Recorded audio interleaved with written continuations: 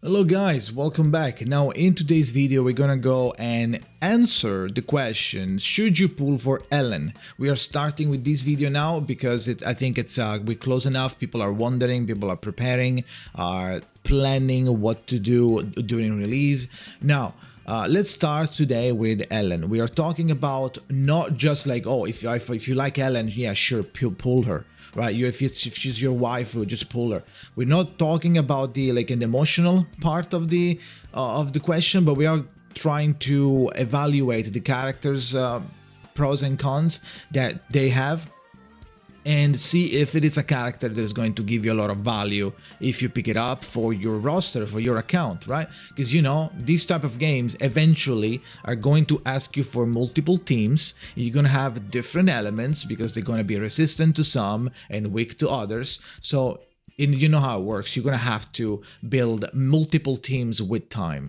And if you don't have them, you have to do something with your 4 stars. So let's start with, should you pull Ellen? Now, first of all, Ellen is an ice attacker, right? She's very fast. She wants to stay on the field for a very long time. She wants to be the main character of the field, of the battle, and luckily you can give her a nice team regardless if you are whatever your luck is on rerolling, right? If you are rerolling or not. So, first of all, let's talk about the elephant in the room. A lot of people are going to be skipping or want to skip Ellen because of Miyabi, right? If you don't know, Miyabi was a character available in the CBT1 and it was an ice attacker, right? She is arguably fleshier, cooler looking than Ellen. I kind of disagree, but I get what they say when they say that. Like, I can see the appeal. But I think Ellen is equally as fun and cool. So I don't really feel like there's this big discrepancy between flashiness or like how cool a character looks. I think it's a different style, so I think it's more personal, so we're not going to address it. What we're going to address is that I think people skipping Ellen right now will be making a mistake if they're skipping for Miyabi. You are making a mistake. I do not think, this is my opinion though, of course, so be careful. I'm not saying that I don't know anything. It's just my opinion. I think Miyabi is not going to be released until 2.0. I don't think so. I think she's gonna be treated like a Yaka. A Yaka was available in the CBT of Genshin as well, and then she disappeared and reappeared in 2.0 when Inazuma came out. So, you know, I feel like Miyabi is going to stay away from the game for a very long time. And they're going to release her in, if not 2.0, maybe 1.7 plus. There's going to be multiple months, 4, 5, 6 months before we actually see Miyabi minimum. Why? Think about the roster that we have. We have an ice attacker, and then we have characters that are premium. We have Ellen and Zuyan. Zuyan is an ether attacker. That is it.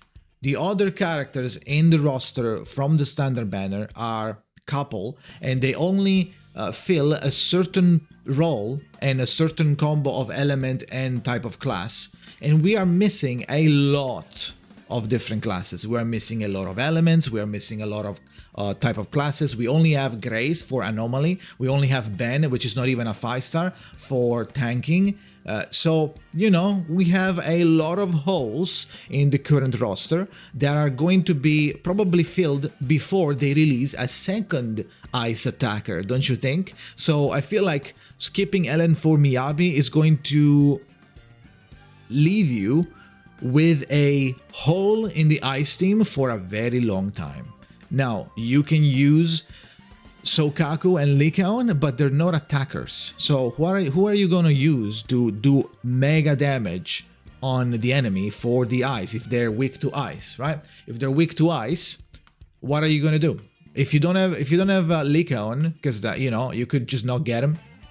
Now you only have Sokaku, which is ice, which is the only 4-star that it's ice, and it's not even an attacker, it's a support. So you are going to struggle with ice for a very, very long time, while you could have just pulled Ellen and then pull Miyabi whenever she comes out. Just have them both, right? So in that case, if you're a Miyabi wanter, I think getting Ellen now, you're not gonna notice it. You're not gonna notice it. You can skip, go ahead, but you're not gonna notice it. I feel like it's fine. It will be fine. Now, for people interested in the character, Ellen, I think it's a very, very strong character. I played her in the CBT3. She was very strong, very easy to play. You just go around. You have a big, fast dash. If you hold like the dodge, you're gonna start running very, very fast. Very few characters have this. Usually they just run normally. She is very fast. She's supposed to be a shark, so she goes around very fast. The moment you trigger that one, and then you can finish your super dash with a chop with your scythe scissor thing that you have. After doing that, now you infuse your basic attack, your normal combo, with ice. So you can just spam it. There's no cooldown. It's not a skill. So you can just spam it and basically bombard the enemy with a lot of instances of ice, which will trigger freeze anomaly in 2 seconds. It's going to be very, very, very strong. On top of that, she has a strong faction passive and a very, very, very crazy big signature weapon, W engine. Now, if you don't want the signature weapon, we'll talk about it later. You don't have to use it, but keep in mind that if you want to go all out for Ellen, if you're interested in like, oh, I would like to select one character and get the character and the weapon, in that case, this is a crazy package in my opinion, okay? Now, first of all, the team that you can run with Ellen is also very, very easy to form.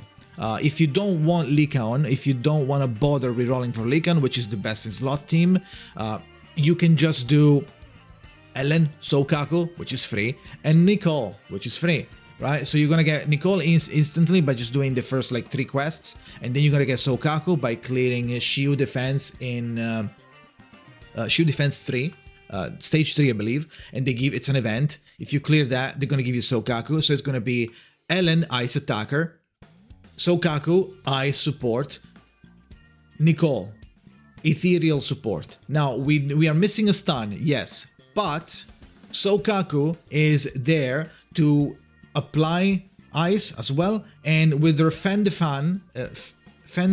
Flag, you plan it down, does like a tornado. The first or second hit of the tornado is going to trigger manually the chain combo, which you usually don't do. You can't do that. So Soukaku is manually triggers it, while in other cases you would have to wait for the days to go there. So she triggers manually the chain reaction, which makes Ellen jump in immediately, do big damage. And even though it's another support, which could be redundant, Nicole herself, even if she's going to lose her faction bonus, we don't care. We don't care, because if it's not an attacker, it's not that big of a deal. She is still going to retain her powerful abilities and passives that she has. For example, the E and the Q is still going to apply corruption. It's still going to pull in, it's a mini venti. It's going to pull in the enemies towards this like globe of ether that she's going to throw on the ult and on the E. And then if you, after you get your special bullets down, now, whenever you attack them, you switch to Nicole quickly, do a little bit of combo, switch out. Those enemies that got hit now have the defense shred. She shreds defense with her special bullets. So you can use her to do some defense shred, pull them in, Soukaku, Fend the Flag, triggers, Ellen goes in, big damage, E, dash around, chop. Now you're infused, do your combo, maybe you have the ult, boom, do the ult, or maybe they go into the days fills up. Now you're going to do the chain, right? So it's going to be extremely fast, smooth, and it's going to work very well. Now, if you have Lycaon, if you take your time to reroll, if you don't know how reroll works and how long it takes and how it looks visually, you can check my reroll guide. There is everything there. But long story short, if you don't want to watch that video, obviously, it's gonna take 35 minutes for you to get to the gacha point where you can actually redeem some mail, get to a certain level. I think it's level 5 or 10. 10 should be really easy. Around 35 minutes of gameplay. You should get around 20-30 pulls. which is not enough, sadly, because you need 40 pulls to clear the beginner banner. So assuming we don't get any special reward that we don't know about for like, oh, thank you for all of this, I don't know, success on App Store, #1 on App Store, here's 10 pull, right? Maybe that's gonna save people rerolling. It's gonna be 35 minutes for a guaranteed. Otherwise, you're gonna have to fight for the 0.6% in the gacha percentage, right? So if you feel like rerolling for Lycaon, now that's the perfect team, because now you're gonna have the Ellen, which is an attacker, Lycaon, which is a stunner, and then we have Soukaku. Everybody is ice. Soukaku is getting her buff because they're all ice, even though they're a different faction. Ellen and Lycaon, they're gonna get their buff for 2 different reasons. So at that point, if you, for whatever reason, you don't like Soukaku, or in the future someone else comes in that is stronger than Soukaku and it's a support, you can safely remove her.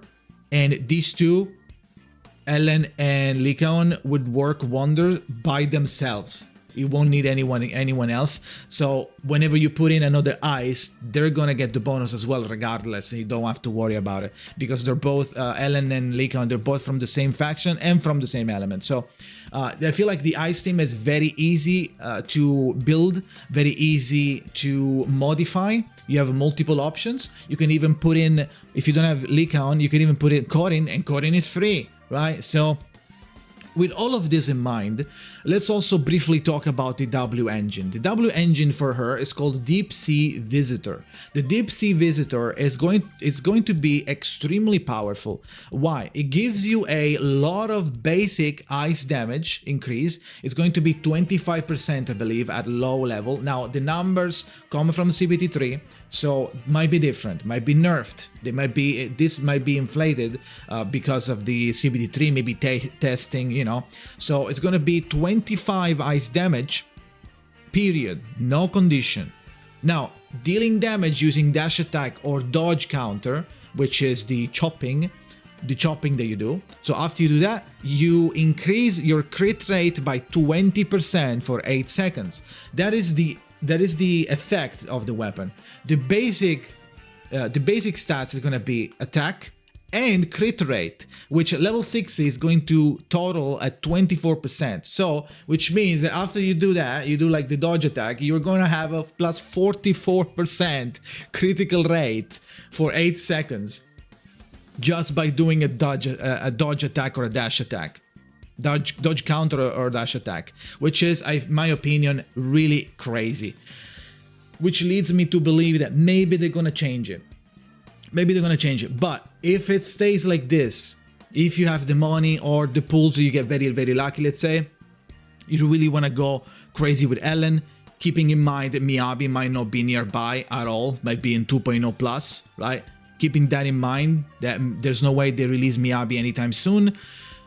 With that in mind, you might be able or might want to go crazy on Ellen. So in my opinion, it should be worth considering current numbers, if they don't nerf anything, the Ellen team and value is going to be insane, incredible for your team. So this character is going to be very, very easy to build. Now, that is it. If you have anything else that you would like to ask me, please let me know in the comments. Subscribe, like the video for more videos about ZCZ. And I will be streaming on Friday for the 28th, you know, the live stream for Zenless and Zero, and I will be playing the game live on release on July 4th on twitch.tv/Jakazin. So that is it. Thank you for watching and see you next time.